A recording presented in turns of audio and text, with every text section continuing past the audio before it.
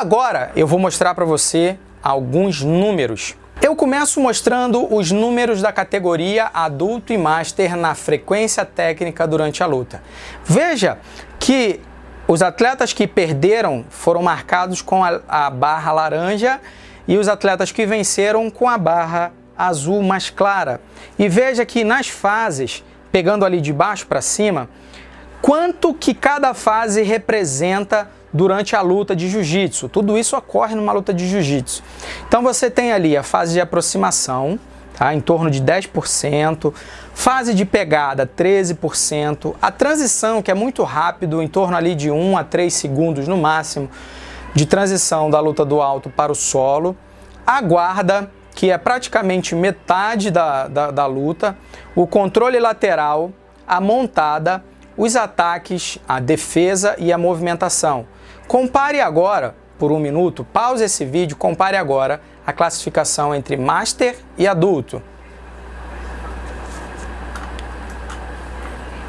Tendo comparado, agora eu vou te falar sobre o tipo de resultado que acontece nas lutas. Veja que na categoria adulto, o resultado que mais aconteceu foram vitórias por pontos e a finalização em segundo lugar.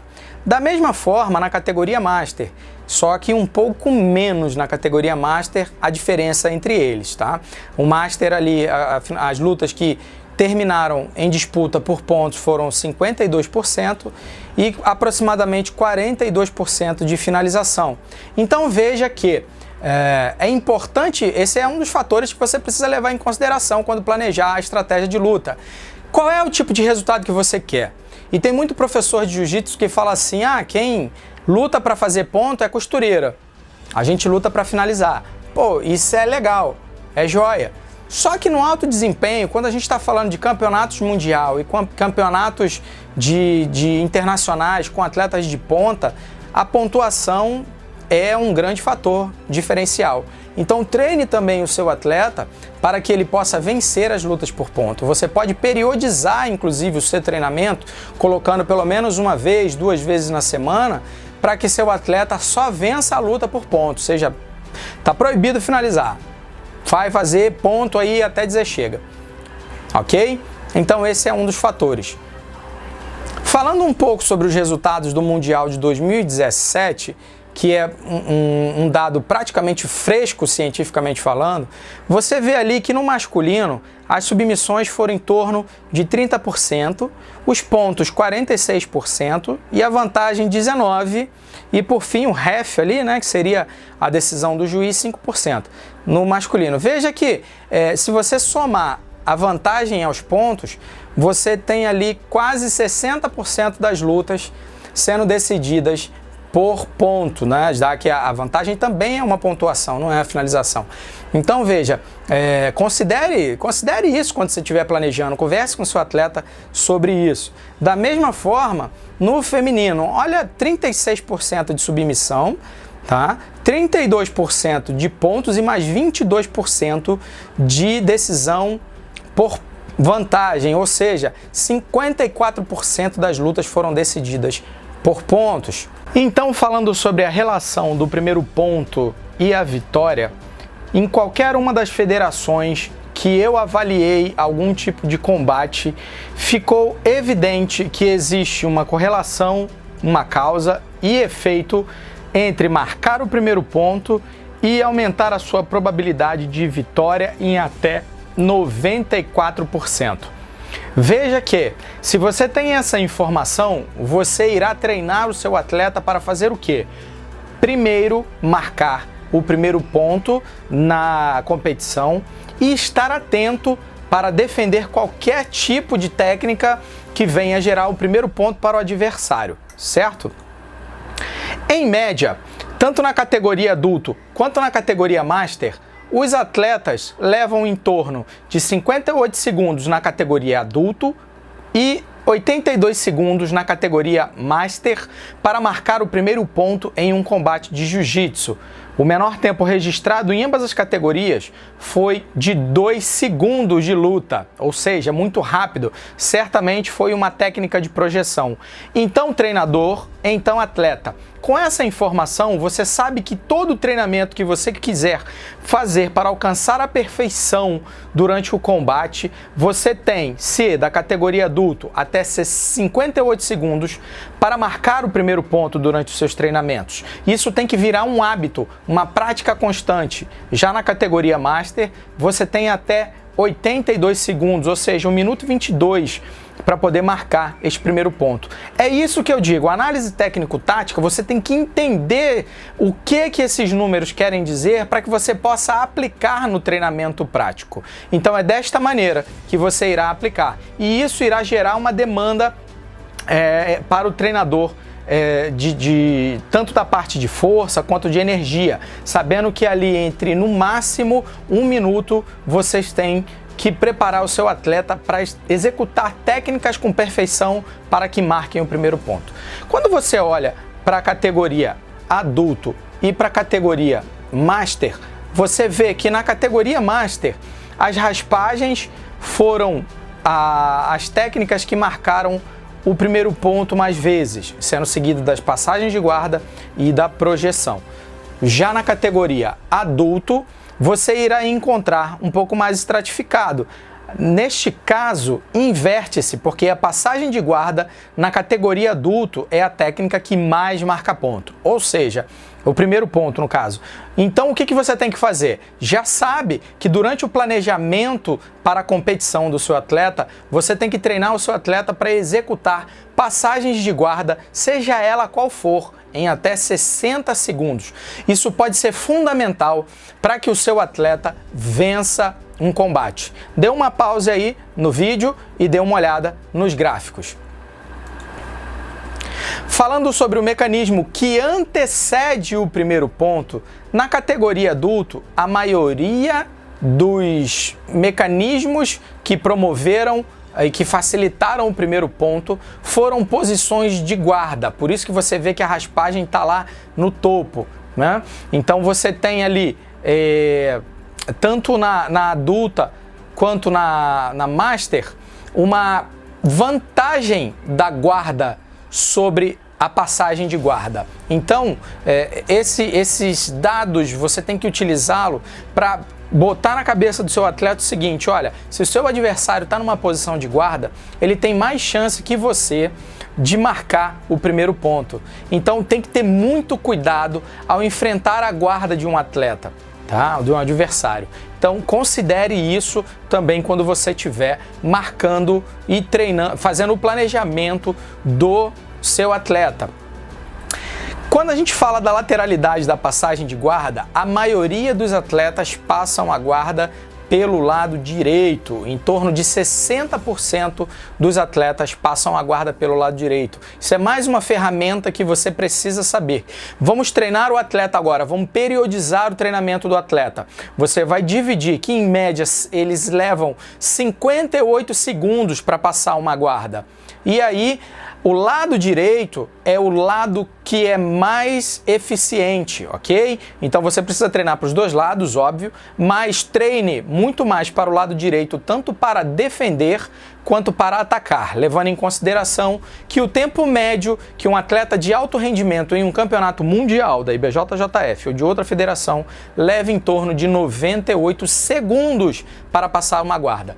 E aí começa a juntar, professor, treinador, planejador, atleta, os pontos que eu tenho te dado aqui. A técnica de finalização, a técnica de passagem de guarda, de raspagem, quanto tempo, o que antecede, junta tudo isso e você tem uma periodização para ser aplicada no seu treinamento. Vamos seguir. Quando a gente vê entre as categorias quem é o mais passador, a gente viu que dos dados analisados, a categoria médio foi a categoria que mais demonstrou passagem de guarda em competição oficial. Ok? Falando um pouco sobre a projeção e a puxada para a guarda como mecanismo de primeiro ponto. A projeção foi avaliada 38 vezes, ok? Dessas 38 vezes, 31 vezes resultou em vitória ao final de combate e apenas 7 em derrota. Então, é mais um mecanismo a ser utilizado.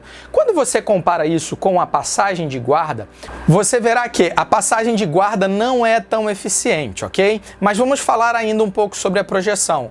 Dentro das técnicas de projeção mais utilizadas, nós vemos que o single leg, e não só no meu estudo, mas em estudos anteriores, inclusive do Williams, que é um inglês que investigou os faixa azuis e o faixa branca, ele identificou que o single leg são as técnicas mais eficientes de projeção, de queda. E o meu estudo também corrobora esta informação, sendo seguido ali por perto pelo Kiwaza, pelo Sotogari e pelo Kouchigari, ok? O double leg também foi uma técnica que figurou ali muitas vezes entre essas quedas, tá? Então considere treinar e defender esse tipo de queda quando estiver periodizando o treinamento do seu aluno. Em dado recente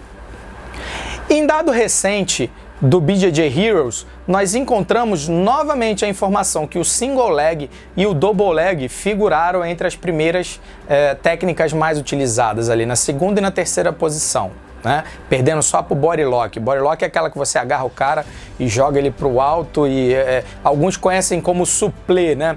Que foi uma das técnicas foi a técnica mais utilizada, mas com a diferença de uma para o single leg e 2 para o double leg. Ou seja, treinar essas técnicas para execução é garantia de que você vai vencer, porque esses dados foram dados dos vencedores, foram os vencedores que se comportaram assim.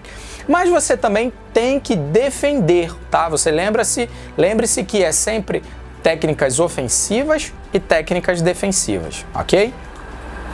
Quando a gente compara, então, a puxada para guarda, a gente vê que a eficiência da puxada para guarda foi ali 55% a 44%. Ou seja, quase meio a meio. De 91, teve 91 vitórias e 72 derrotas. Então é uma técnica que, por mais que seja executada com maior frequência durante as lutas de jiu-jitsu, não vale a pena você deixar, quando a gente está falando do quesito... quando a gente fala do quesito matemático de probabilidade de vencer a luta, tá? Então não vale a pena deixar nas mãos da puxada para a guarda. Quando a gente vê a puxada dupla, os números são ainda mais semelhantes, tá? É praticamente meio a meio, 52 a 48 a eficiência. Foram 16 vitórias e 17 derrotas, ok? Então pense, reflita se você vai continuar puxando para a guarda, se vale a pena arriscar ali 50-50, se você pode utilizar uma projeção ali e ter praticamente 90% de probabilidade de não só de vencer o combate, mas também de eficiência. Falando um pouco sobre os medalhistas nos campeonatos mundiais, a gente comparou os números de 2011 a 2019 e percebemos que a média de idade de um medalhista ficou em torno de 25 a 27 anos, ok?